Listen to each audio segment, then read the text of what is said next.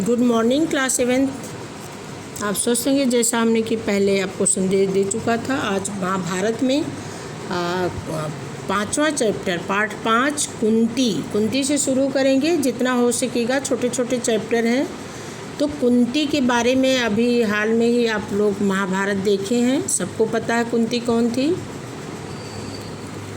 5 पांडवों की पालन पोषण की, जिसमें नकुल सहदेव 2 पुत्र माद्री के और 3 कुंती के थे।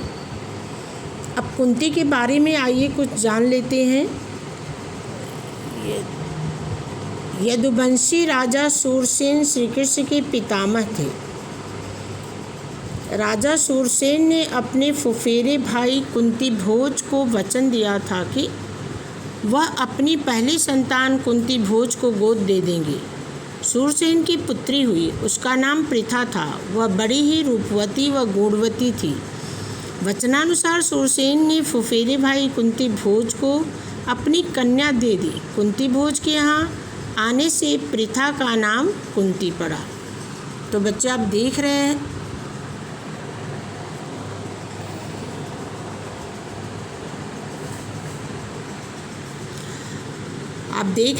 कि कुंती के बचपन का क्या नाम था? पृथा। बचपन में एक बार कुंती ने एक वर्ष तक दुर्वासा ऋषि की सेवा शुश्रूषा की। उसकी सेवा शुश्रूषा से दुर्वासा ऋषि बहुत प्रसन्न हुए। उसे उपदेश दिया और बोले, कुंती भोज कन्ये, तुम किसी भी देवता का ध्यान करोगी तो वह अपने ही समान एक तेजस्वी पुत्र तुम्हें प्रदान करेगा। जैसा कि सबको विदित, आप जानते हैं कि वो ऐसे ही एक बार ऋषि की परीक्षा या स्वयं उसके मन में एक उत्कंठा जागी और वो सूर्यदेव की आराधना करती है, जिससे कर्ण उसको, अब लोकराज के डर से वो क्या की, कर्ण को कुंवारी पे कर्ण हुए थे तो गंगा नदी में प्रवाहित कर दी। वही कर्ण जिसके लालन पालन अधिरथ ने किया था, और उसको, जबकि वो कुंती पुत्र था, लेकिन उसको जगह जगह सूत पुत्र कह के अपमानित किया जाता था। अब इसी कड़ी में पार्ट 6 भीम। अब भीम के बारे में कुछ हम लोग दृष्टिपात करेंगे, यहाँ प्रकाश डालेंगे। धृतराष्ट्र के 100 पुत्र कौरव कहलाए और पांडु के 5 पुत्र पांडव कहलाए। वे सब साथ में ही मिलकर खेला करते थे, हर समय साथ ही रहते थे। पांडु पुत्र भीम शरीर बल में सर्वश्रेष्ठ था। बचपन के जोश में वह दुर्योधन और उसके भाइयों को खूब तंग किया करता था। उसके इस स्वभाव के कारण दुर्योधन तथा उसके भाइयों के मन में भीम के प्रति द्वेष भाव बढ़ने लगा। वे भीम से ईर्ष्या करने लगे। इधर समय आने पर सभी बालक अस्त्र विद्या के साथ साथ अन्य विद्याएं भी कृपाचार्य द्वारा सीखने लगे। एक दिन दुर्योधन ने जल क्रीड़ा का प्रबंध कर 5 पांडवों को आमंत्रित किया। उसने भोज का भी आयोजन किया। भीम के खीर में दुर्योधन ने विष मिला रखा था, इसलिए उसे गहरा नशा छा गया। वह अपने डेरे तक न जा पाया और वहीं रेत पर गिर पड़ा। दुर्योधन ने उसके हाथ पांव लताओं से बांधकर गंगा में फेंक दिया।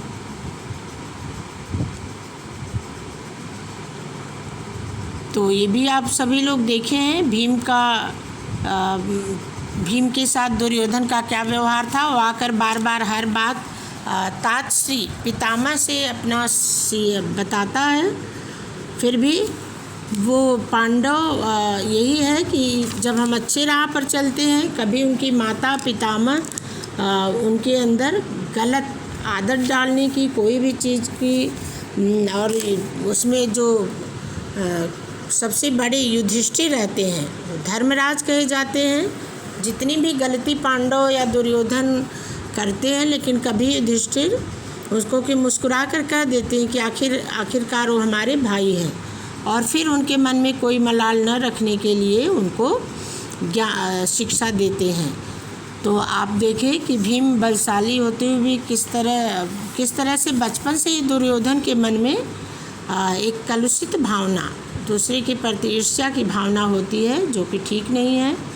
अब 7वां कर्ण के बारे में पढ़ेंगे। कौरव पांडवों ने पहले कृपाचार्य से और बाद में द्रोणाचार्य से अस्त्र शस्त्र की शिक्षा ग्रहण की।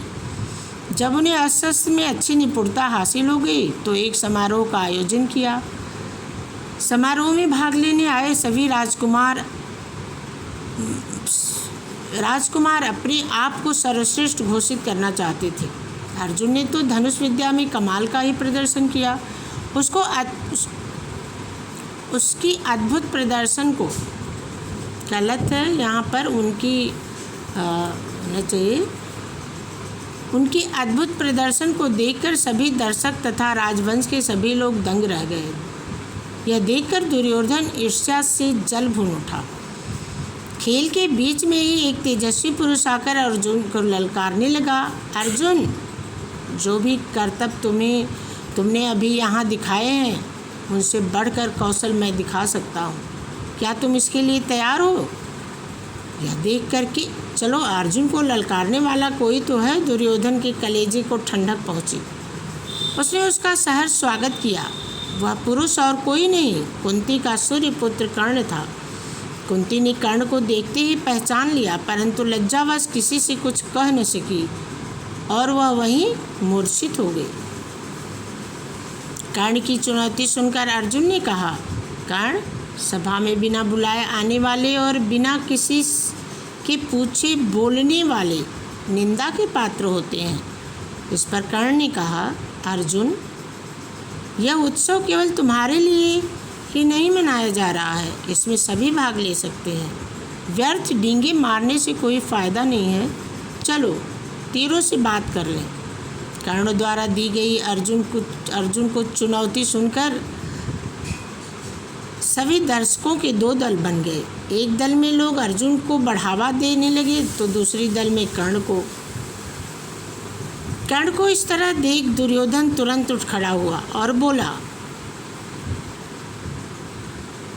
नहीं तो इस तरह फिर भी उसको, वहाँ पर आप देखते हैं, बच्चे महाभारत में देखे होंगे कि फिर भी उसको अवसर नहीं मिलता है।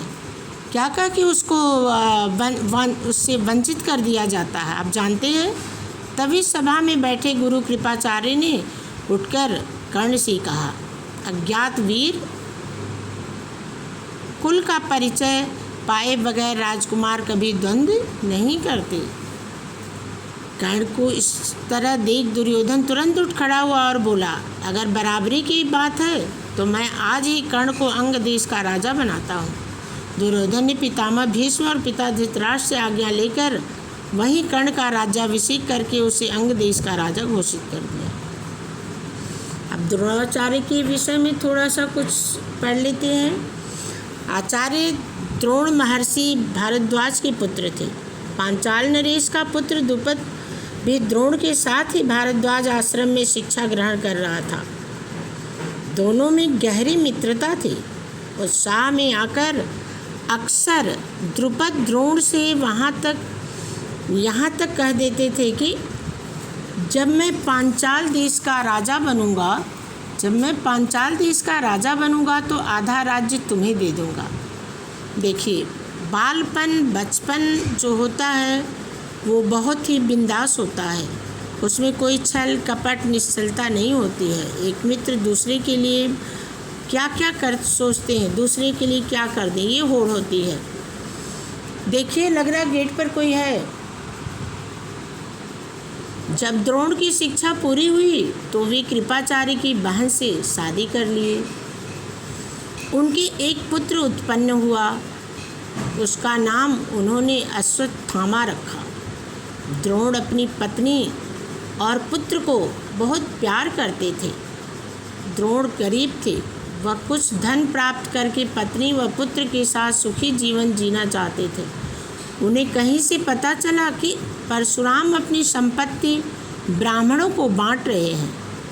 जब तक परशुराम के पास द्रोण पहुँचे, वह वन जाने को तैयार थे। द्रोण को देखकर उन्होंने कहा, अब तो मेरा शरीर और धनुर्विद्या ही शेष है।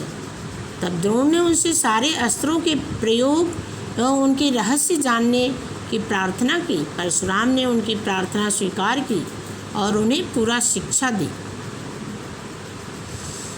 कुछ समय पश्चात पिता की मृत्युपरांत जब द्रुपद पांचाल देश के राजा हुए तो द्रोण उनसे मिलने के लिए गए।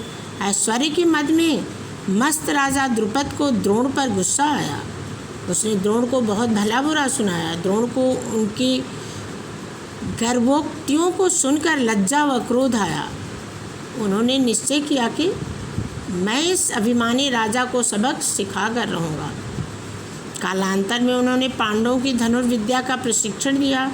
जब राजकुमारों ने धनुर्विद्या में महारत हासिल कर लिया तो द्रोणाचार्य ने उनसे गुरु दक्षिणा के रूप में पांचाल राज द्रुपद को कैद कर लाने के लिए कहा।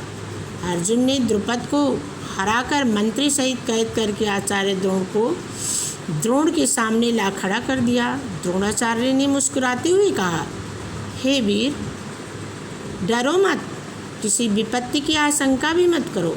बचपन में हम साथी थे, पर जब तुम राजा हुए तो ऐश्वर्य के मद में मुझे भूल गए और मेरा अपमान किया। द्रुपद का सारा घमंड चूर हो गया।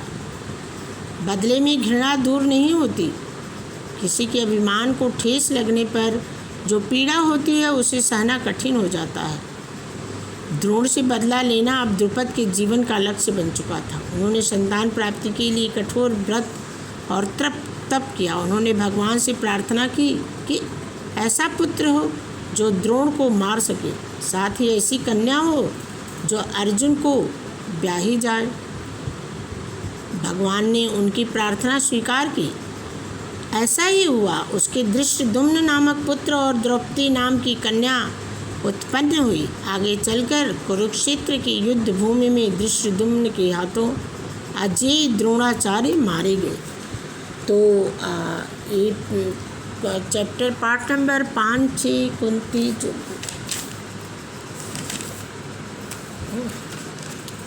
कहाँ पर जो हम आज इतना टॉपिक पढ़े हैं। नेक्स्ट कुंती, भीम, कर्ण, द्रोणाचार्य। अब इस पर कुछ हम प्रश्न भेजते हैं जो कि आप 10 बज चुका और 10:30 तक 11 तक। बेशक आप प्रश्न बाद में लिखेंगे। छोटे छोटे प्रश्न हैं कि आप पाठ इतनी देर तक पाठ पढ़े हैं कि नहीं, आकलन करना है, और आप जो बताया गया सारांश सुने कि नहीं। अब प्रश्नों के उत्तर से ये समाधान हो जाएगा कि आप अपना अध्ययन पठन पाठन सुचारू रूप से कर रहे हैं। धन्यवाद। इतनी देर भाग जा रहा है। अब इतना हो गया, अब इसको क्या करें, बंद कर दें?